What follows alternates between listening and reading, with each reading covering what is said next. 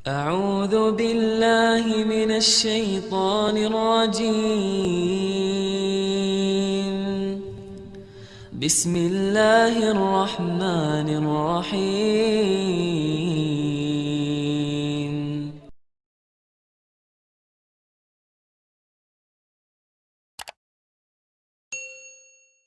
بسم الله الرحمن الرحيم الحمد لله رب العالمين اللهم صل على سيدنا Muhammad wa ala ali Sayyidina Muhammad.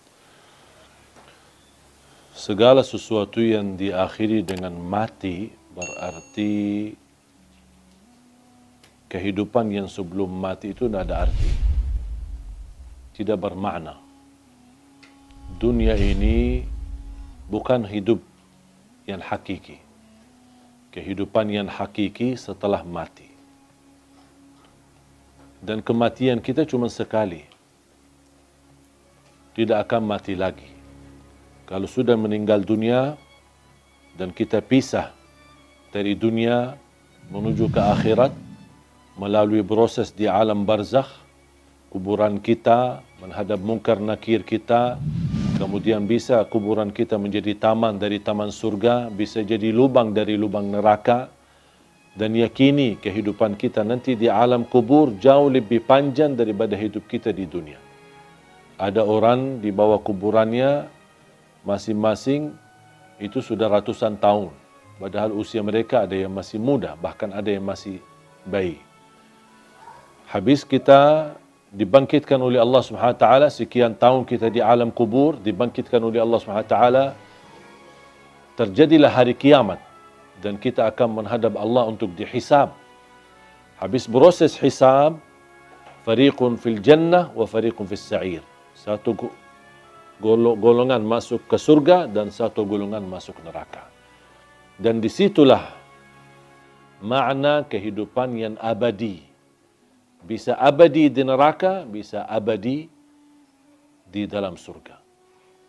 Kita sebagai orang beriman sudah dijaminkan kita tidak akan dikekalkan bagi orang yang berdosa dan bermaksiat, tidak akan dikekalkan di neraka Jahannam selama dia membawa kalimat la ilaha illallah. Man qala la ilaha illallah khalisan min qalbih harramahu Allahu 'alan nar.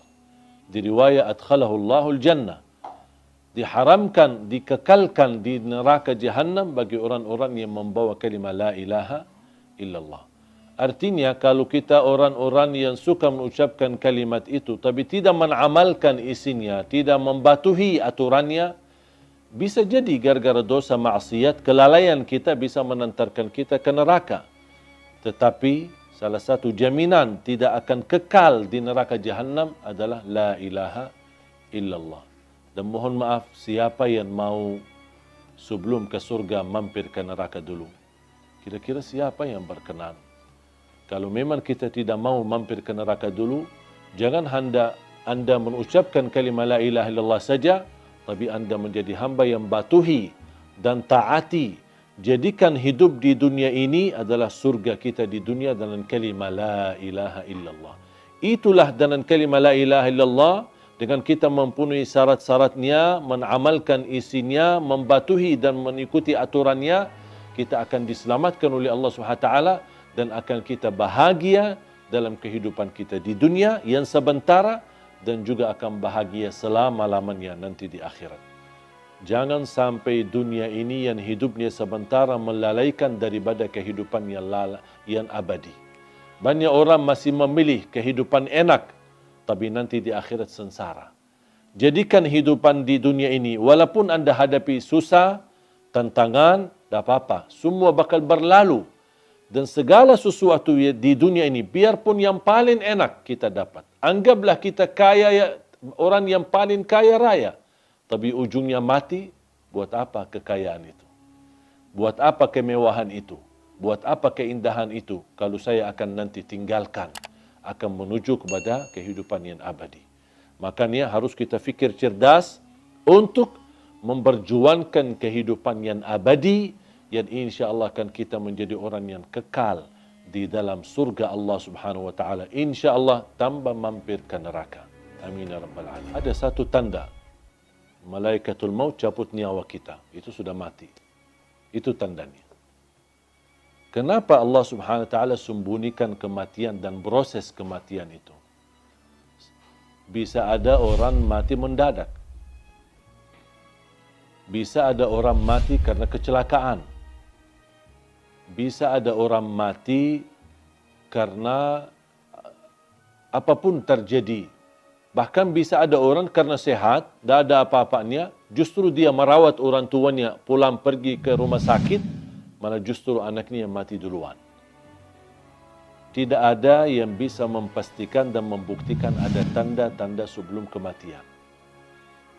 Tidak ada tanda melalui mimpi, tidak ada tanda dalam tubuh kita atau akan terjadi di waktu asar atau di waktu yang lain, tidak ada tanda sama sekali. Yang diberikan tanda kedekatan kematian adalah orang-orang yang tua, yang sudah tumbuh rambutnya putih, sudah terlihat dari segi fisiknya lemah, dan banyak semakin tua usianya berarti sudah tanda mendekati kematian. Allah Subhanahu wa taala berfirman, kiamat aja dekat, wa narahu qariba. Kiamat aja yang kita merasa begitu jauh, masih lama prosesnya dan masih panjang kehidupannya menuju hari kiamat, Allah masih sebutkan hari kiamat itu sangat dekat. Dan menurut saya, tidak perlu kita fikirkan kapan kita mati atau apa tanda-tanda. Tetapi yang perlu kita fikirkan, mempersiapkan diri menghadapi kematian. Apa yang semestinya saya lakukan untuk menghadapi kematian, untuk menuju husnul khatimah. Itu yang perlu kita fikirkan. Amalan yang baik, bertakwa, jadi orang yang berguna bagi orang lain, jangan menyakiti orang lain, jangan menzalimi orang lain, dan terus menjadi orang-orang yang selalu berbuat baik untuk dirinya dan juga untuk orang yang ada di sekitarnya. Jaga salatnya, jaga Qur'annya, jaga akhlaknya, dimanapun anda berada, itu semua menjadi tanda-tanda anda benar-benar mempersiapkan diri untuk menghadapi kematian. Kematian itu pasti kita akan ketemu. Tak ada orang yang bisa terhalang dari kematian. Kalau ada yang berhak dan boleh terhalang dari kematian, itu Nabi Muhammad sallallahu alaihi wasallam. Nabi Muhammad aja sudah mati, sudah meninggal dunia. Walaupun di alam barzakh Nabi Muhammad SAW memiliki kehidupan khusus, bisa mendengar salawat kita, bisa menjawab salam kita, tapi kita tidak tahu bagaimana nasib kita. Yang menentukan nasib kita nanti di alam kubur adalah kita. Apapun yang kita isi dalam kehidupan kita, itu yang akan menjadi hasilnya, kita akan ambil panennya nanti di alam kubur dan di akhirat. Faman ya'mal mithqala dzarratin khairan yarah, wa man ya'mal mithqala dzarratin syarran yarah. Perkataan ruh seorang yang sudah mati berada di ruang rumah kita. Ada yang berkata selama 3 malam, ada yang sampai 40 malam. Kasihanlah, ruhnya lagi diam di rumah, jasadnya di kuburan. Terus ngapain jasadnya di situ kasihan sendirian? Kalau orang sudah di alam kubur, kemudian akan dikembalikan ruhnya. Buat apa Allah kembalikan ruh? Supaya proses langkah awal hisab. Tapi hisab yang masih istilahnya ringan, menghadap mungkar nakir. Ada beberapa pertanyaan yang perlu kita jawab saat menghadapi mungkar nakir. Seandainya kita berhasil lolos dari pertanyaan dan kita bisa menjawab seluruh pertanyaan mungkar nakir, berarti akan kita menikmati. Kalau lagi menikmati di alam kubur, bahagia, kuburan kita menjadi raudhatul min riyadil jannah, taman dari taman surga, buat apa ruh kita keluar dan diam di rumah kita selama 40 malam. Sebaliknya, kalau kita tidak lolos untuk menjawab pertanyaan mungkar nakir, berarti kita akan menghadapi kesiksaan yang amat pedih di dalam kubur. Dan tidak mungkin orang itu saat disiksa, masih nyawanya bisa jalan-jalan kemana-mana, termasuk mampir ke rumah dan diam di rumah selama 40 malam. Itu semuanya hanya diperkirakan atau perkataan orang, tapi tidak ada dalil pun di dalam Quran atau hadis ruh kita akan diam di rumah kita selama sekian malam.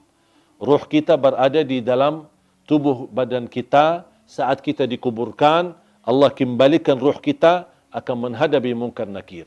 Kalau anda lagi menikmati bahagia, berarti akan merasakan kenikmatan tersebut bukan hanya jasad kita, tapi jasmani dan rauhani kita. Kalau ruh kita terpisah dan dia diam di rumah untuk melihat kondisi dan keadaan di rumahnya, bagaimana keluarganya. Terus kalau ada di antara keluarga, ketika ada ruh seorang meninggal, dia masuk ke rumahnya. Terus ternyata istrinya tak nangis setiap malam. Pasti dia sakit hati.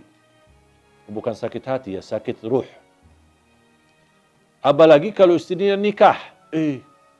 Kok malah tinggalin aku meninggal malah kamu nikah. Berarti ruhnya lagi sibuk urusan keluarga. Ini semuanya tak masuk akal. Makanya jamaah sekalian, jangan terlalu percaya hal-hal yang aneh-aneh. Kalau kita bahagia di alam kubur, berarti ruh kita akan disibukkan dengan kebahagiaan.